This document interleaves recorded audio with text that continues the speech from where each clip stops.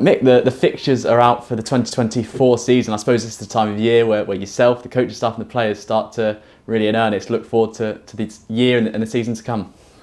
Yeah, it's amazing. It seems a long way away, but it's certainly one of those things that gets the players excited and the coaching staff, and we start to look ahead and plan what the season's going to look like. And certainly, people say, who are we playing first, who are we playing at the end, that sort of thing. It definitely brings the season closer. And there's an opportunity to look at the schedule as well in a bit of a wider sense, and something that's been reviewed over the last couple of seasons. When we look at the fixture this year, we see, again, a little bit of a gap of red ball cricket at Trent Bridge in the midsummer. Can we start just by touching on sort of the reasons behind that?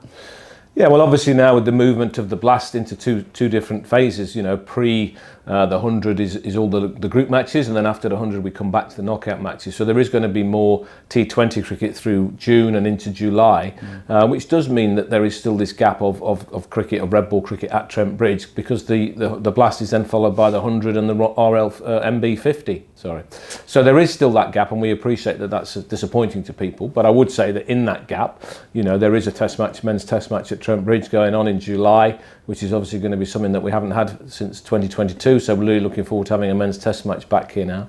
And hopefully people will still feel that they can come along and support Notts in the MB 50, and also Trent Rockets, and come and see some cricket at Trent Bridge. And how important is it that you give Steve a chance to make sure that those pitches for those major matches are as good as they can be, being conscious of the space that we have here at Trent Bridge? Yeah, the major matches are hugely important. The test match in July, the ODI in September, the MB 50 final also in September. We do need to allow Steve time in the build-up to those matches to prepare those pitches and those net pitches and the outfield to be the best they possibly can be, because that's when we're showcasing Trent Bridge around the world as a fantastic international venue. And obviously our domestic fixtures have to slot in and around the major matches that we want to continue to host. And one of the things you mentioned there is a T20 schedule, and from the members and the supporters' point of view, it looks good for them this year. We've got a lot of Friday and weekend cricket. How excited are you to see Trent Bridge packed out again for those big games?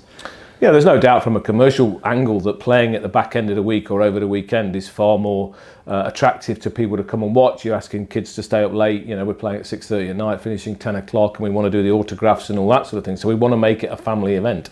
So from a scheduling perspective, playing between Thursday and Sunday is great. The players are happy to play then because they know that's when the biggest crowds will come in. So I think hopefully we can get some big crowds, some 10,000 plus crowds back in here, because we know that Trent Bridge is a great place to play T20, and it's one of the things that draws players, coaches to want to come and be part of our club is the attraction of a Friday night game at Trent Bridge. And the other white ball competition, the MB 50, as you say, we've got a slight shift next year in the Welbeck's going down to 2 games from 3 in the previous season. Can you explain A, why we go to Welbeck first and foremost, and B, how supporters can look forward to those games next year? Yeah, the reason why we need outgrounds is purely the volume of pitches that we have here at Trent Bridge. We have 14 match pitches, and we have an awful lot of cricket to host.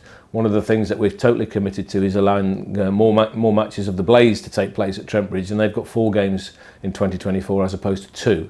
So Welbeck is hugely important to us. And I think what we've learned from 2023 is that probably 3 matches was one too many to ask them to put on. So we've cut down to 2. 2 in 3 days works for them. It works for us to go there and base ourselves up there for that period of time. And yes, we appreciate that playing again on a Friday and a Sunday will cause people challenges in terms of getting their transportation, but we are committed to helping much more, particularly on the Sunday game, to helping people get up to Welbeck.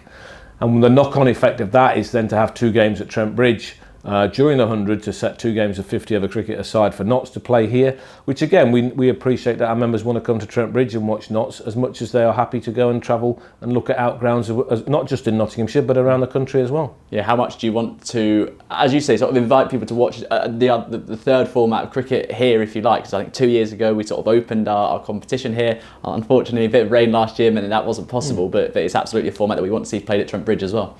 Yeah, we do, and I think it's 2 in 3 days in August of 2024 that we want to put on here. We want to see big crowds during the school holidays. We hope that we can attract people to come down and watch Notts play 50 over cricket, and we want the younger Notts players who see this competition as a great opportunity to get the chance to play at Trent Bridge, because for a lot of the time, because of the volume of cricket that we're hosting here, we don't have second 11 cricket at Trent Bridge, so this is an opportunity for them to play out here, get used to playing on a big ground, and at the same time getting part of first team experience, which hopefully stands them, particularly in terms of white ball cricket, stands them in good stead going forward.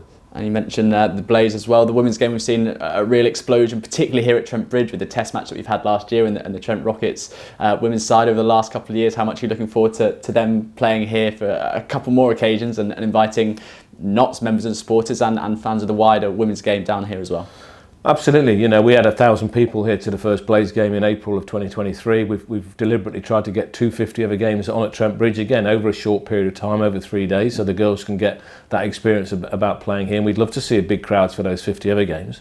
And I think with the T20s, we're experimenting a little bit with a standalone game, so we'd like a big crowd for that, just to come and see the girls. I think it's Northern Diamonds. And then a double header, and I think that is going to be an increasing sight amongst domestic T20 cricket this year. A lot of times, either home or away, we Notts and the Blaze will be part of double header games that will make a full day's entertainment for people to come and watch 2 T20 matches. And just a final note, how much do we value the members and supporters coming down here on across all formats, really, whether it's a championship day in April or a T20 game in the middle of the summer? How important is it that we have their support? Well, cricket's got lots of different formats. It's unique in many ways in that sense, and if only one format is for you, that's great. But if you love all formats of cricket, as I do, then please come down and come and watch it, all the formats. Come and watch the men's team, the women's team, come and watch it all. I think that's one of the great things about cricket, is the variety of games that you can come and watch.